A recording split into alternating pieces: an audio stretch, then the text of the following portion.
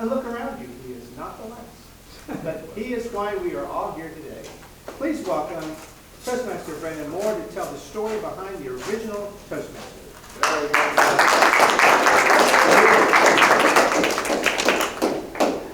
Thank you, Tim. The year was 1903, and with the dawn of a new century still shining on our great nation, grand ideas were being born.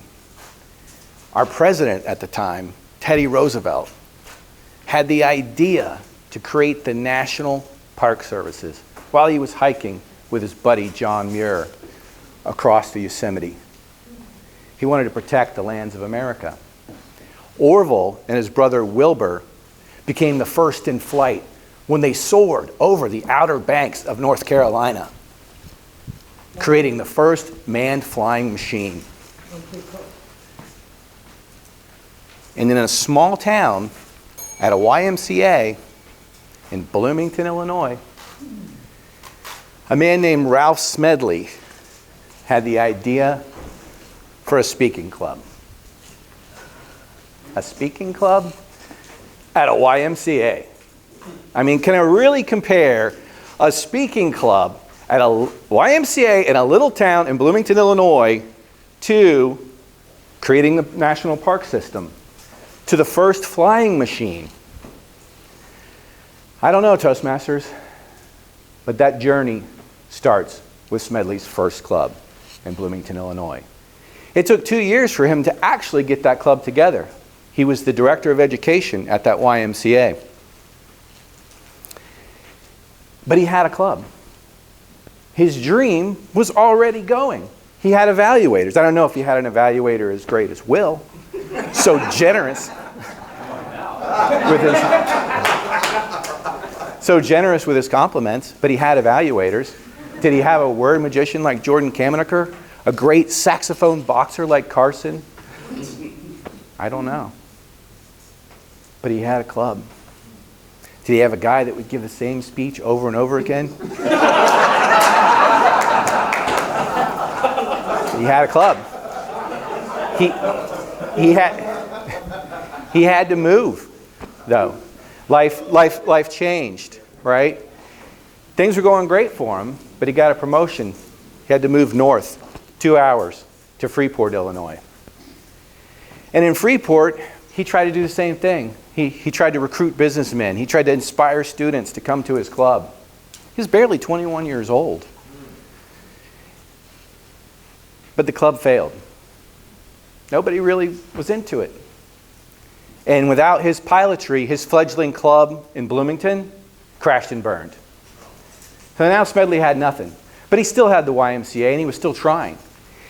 He went on for years, never giving up his vision.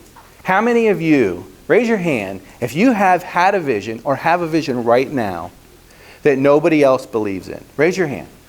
If you've ever had a vision, nobody else believed in your vision. Not your mom, not your dad, not your wife, not your kids, not your dog. Well, your dog probably. He kept his vision. And in 1912, he got a little bit more momentum. And he started finding members to his club. Coincidentally, the same year that Theodore Roosevelt was shot. And it was said that his 50-page speech that was folded in his pocket of his jacket stopped the bullet from piercing his lung. And he went on later that day to deliver that speech. Theodore Roosevelt said, "Success is not for the person that doesn't try. Not for the person that tries and fails, but the person that tries and succeeds in spite of failure." Perhaps that was what motivated Smedley to continue on, to try and get this vision we have here today. But it wasn't until 8 years later, in 1920, in Santa Ana, California, that his club finally started to take off. Suddenly, his club was moving from town to town, from state to state, from country to country. And by 1924, the same year that the Wright brothers' plane was now a jet, was flying worldwide. before Instagram, before Facebook, before TikTok, before Blake Smith. He didn't even have a recruiter like Tim Rickey. He had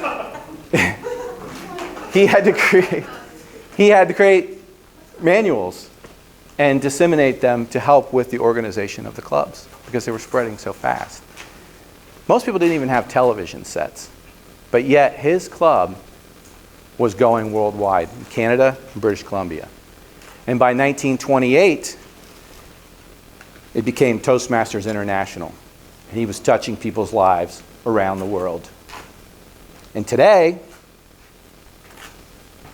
Toastmasters has 350,000 members in over 141 countries.